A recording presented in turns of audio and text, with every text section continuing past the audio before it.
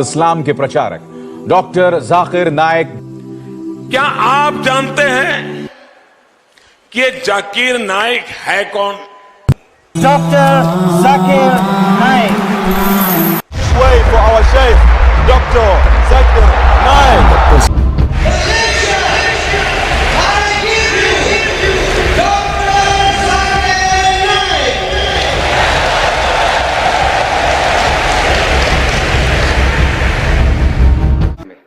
अस्सलाम वालेकुम वरहमतुल्लाहि वबरकातुहू। मेरा नाम मनोज कुमार गौड़ है। मैं यूपी ईस्ट कानपुर का रहने वाला हूँ। मैं अभी जस्ट मुंबई में नया हूँ। मुझे यहाँ पे कोई नहीं जानता, कुछ दीनी भाई हैं जो मुझे जानते हैं यहाँ पे। सबसे पहले मैं आपका शुक्रिया अदा करना चाहता हूँ इस मंच के थ्रू, जो हमारे डॉक्टर जाकिर भाई ने यहाँ आपके थ्रू इतने सारे लोगों के बीच में मुझे ये मौका दिया कि मुझे आ करके अपनी किसी बात को कहने का मौका मिले। मैं एक ऐसी फैमिली से बिलोंग करता हूँ जो कि इतनी सेपरेट फैमिली है, जो कि मुसलमान का नाम नहीं सुनना चाहती है। इवन मेरे घर में मुझे पीस चैनल को देखने और सुनने की परमिशन नहीं है।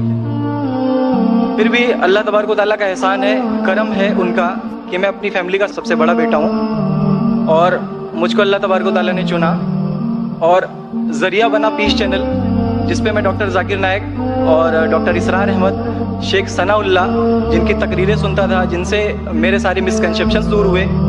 और यूपी ईस्ट का रहने वाला हूँ। मेरी उम्र 25 साल है। मैं मुंबई में पहली बार आया हूँ। मैं यहाँ पे किसी को नहीं जानता था और अल्लाह तबारक व तआला से यही दुआ करता था कि अल्लाह ताला जब आपने मेरे को यहाँ तक पहुँचाया है कि इस्लाम को सही और गलत का जो मेरा कन्फ्यूज़न था वो सारा दूर हो चुका, तो अब मुझे ऐसी जगह पे पहुँचाइए जहाँ पे मैं इस्लाम को पूरी तरह से फॉलो कर सकूँ। क्योंकि मेरी फैमिली में पूरे के पूरे फैमिली के मेंबर्स अगेंस्ट, कोई भी बंदा मेरी बात सुनने के लिए तैयार नहीं। मैं अपने घर में इस तरह से रहता था कि जैसे एक लैंडलॉर्ड या कोई किराएदार रहता है, बिल्कुल इस तरीके से बिल्कुल नेग्लेक्ट करके वो लोग मुझे रखते थे। मैं ये मैसेज उन अपने घर वालों को भी और उन हज़ारों लोगों को जो मुझे यूपी ईस्ट के जानते, पूरे यूपी ईस्ट का पूरा बंदा जो भी मुझे देख रहा होगा, जो मुझे जान रहा होगा, उन तक ये मैसेज पहुँचाना चाहता हूँ कि इस्लाम कोई भी ऐसा काम नहीं करता है जिससे किसी माशरे को नुकसान पहुँचता हो। ये कोई टेररिज्म नहीं है, ये कोई ऐसा काम नहीं करता जिससे किसी को नुकसान पहुंचता हो।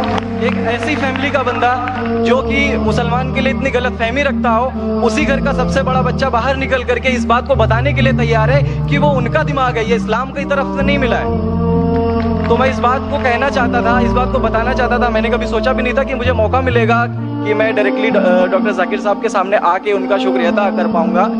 और जब मैंने पीस चैनल देखा तो पीस चैनल के थ्रू मुझे ये पहले पता चला, क्योंकि मैं इससे पहले कुछ सोचता ही नहीं था। जो ज़िंदगी चल रही है वो ज़िंदगी मेरे लिए काफ़ी थी। माँ है, बाप है, घर का सबसे बड़ा था, मैं एक वेल एस्टेब्लिश फैमिली का बंदा था, तो मुझे ऐसा कुछ सोचता ही नहीं लगता था कि मुझे कुछ और भी करना चाहिए। लेकिन जब इस चैनल को देखा तो वाकई में मुझे पता चला कि मैं जहाँ पे हूँ ना वो कुछ भी नहीं है। असल ज़िंदगी तो मौत के बाद है, क्योंकि मेरी ज़िंदगी जो है ना वो सिर्फ यही सोचती है कि मैं जो कुछ भी सोच रहा हूँ मेरी ज़िंदगी के दायरे में है। लेकिन असल ज़िंदगी जो शुरुआत होती है वो मौत के बाद। हमारे वेद हमें सिखाते हैं नातस्य प्रतिमा अस्ति, फिर भी हम प्रतिमा को मानते, मूर्ति को मानते, देवी देवताओं को मानते। हमारा वेद हमें बताता है एकम ब्रह्मम द्वितीयो नास्ति, यानी कि भगवान एक है, दूसरा नहीं है ही नहीं। उसके बाद भी हम 36 करोड़ देवताओं को मानते। तो हम अपने वेद को क्यों नहीं पढ़ते, हम अपने वेद को क्यों नहीं देखते कि हमारा वेद हमें क्या सिखाना चाहता है। पे ना जाए, अगर कोई मुसलमान गलत करता है तो हम ये नहीं सोचे कि वो इस्लाम है। वो मुसलमान गलत हो सकता है लेकिन इस्लाम गलत नहीं हो सकता। तो इसलिए मेरा पूरा का पूरा मैं मुकम्मल हूँ अल्हम्दुलिल्लाह। और अपनी ज़िंदगी में इस खुशी को महसूस करते हुए, ये खुशी आप सारे भाइयों से बांटते हुए, सारी बहनों से बांटते हुए, सारी माँओं से बांटते हुए, आप सभी के सामने ये इकरार करता हूँ कि अल्लाह के सिवा कोई माबूद नहीं है। ये मेरी फैमिली वाले या मेरे यूपी वाले या जितने भी लोग देख रहे हो, मैं इस बात को कबूल करता हूँ कि मैं इस्लाम में हूँ। माशाअल्लाह, मैं आपका शुक्रगुजार हूँ। आपने पीस टीवी का पैगाम जो नटशेल में दिया, लगता है कि माशाअल्लाह इतनी बार देखिए कि आपके जहन में उतर गया और आप उसको मेमोराइज कर चुके। मैं शुक्रगुजार हूँ आपका कि आपने पीस टीवी का मैसेज एक नटशेल में दिया। और अलहम्द जो भी आपने कहा माशाअल्लाह, और जो आपने याद के हवाले के साथ जो श्लोका, माशाअल्लाह आपने कहा कि आप एक खुदा में मानते हैं जिसका कोई माबूद नहीं। बिल्कुल, आप मानते हैं मोहम्मद सल्लल्लाहु अलैहि वसल्लम आखिरी पैगंबर है? कोई शक नहीं। आप इस्लाम कबूल करना चाहते हैं मेरे? बिल्कुल। माशाल्लाह। आप पे कोई जबरदस्ती कर रहा है? कोई जबरदस्ती नहीं है, कोई दबाव- कंफ्यूजन नहीं है, वेल सेटिस्फेक्शन है without any pressure. With your heart, माशाल्लाह। आप तो शहादत के कंडीशन भी रट लिए पीस टीवी से, माशाल्लाह। इंशाल्लाह मैं अरबी में कहूंगा और मैं चाहूंगा कि आप उसे दोहराएं। इंशाल्लाह इंशाल्लाह ताला। अशहदु अशहदु अल्लाह अल्लाह इलाहा इलाहा इल्लल्लाह इल्लल्लाह व अशहदु व अशहदु अन्ना अन्ना मुहम्मदन मुहम्मदन अब्दुहु अब्दुहु व रसूलुहु। व रसूलुहु। माशाल्लाह, आपका अरबी भी एकदम माशाल्लाह अच्छी है।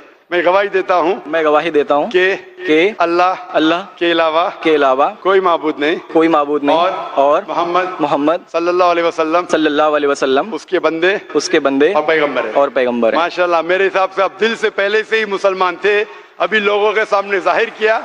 अल्लाह सुब्हानहू व तआला से दुआ करता हूँ कि आपको इस दुनिया में बेहतरीन जिंदगी दे, लेकिन आखिरत में और बेहतरीन जिंदगी दे।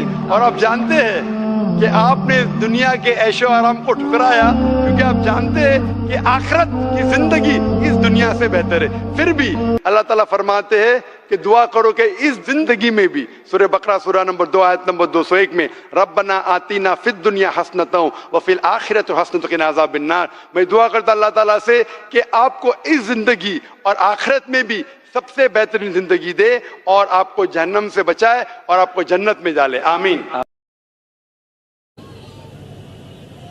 We'll have the next question, inshallah. Dr. Zakir Naik, firstly, I am greeting you as a namaste, and I am feeling very honored to talk with you, see you. My name is Ashok Kumar Vyas. I belongs from Hindu Brahmin and living in Bada Bazaar. My question is, in previous day, I read in newspaper, then one person in sleeping mood giving divorce to his wife is right or wrong? And what is the validity of this type of divorce?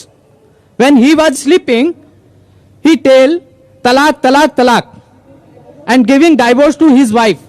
भाई साहब सवाल पूछे कि अभी उन्हें paper में पढ़ा कि एक आदमी ने नींद के अंदर अपने बीवी को तलाक तलाक तलाक कहा। अगर कोई नींद के अंदर तलाक तलाक तलाक कहता है तो क्या तलाक हो जाती है?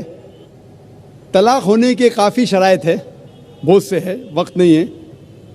लेकिन अगर कोई बिना होश में नहीं है, चाहे वो शराब की हालत में है, चाहे वो नींद में है, अगर तलाक कहता है तो तलाक नहीं होती, चाहे नींद में हो या शराब की हालत में।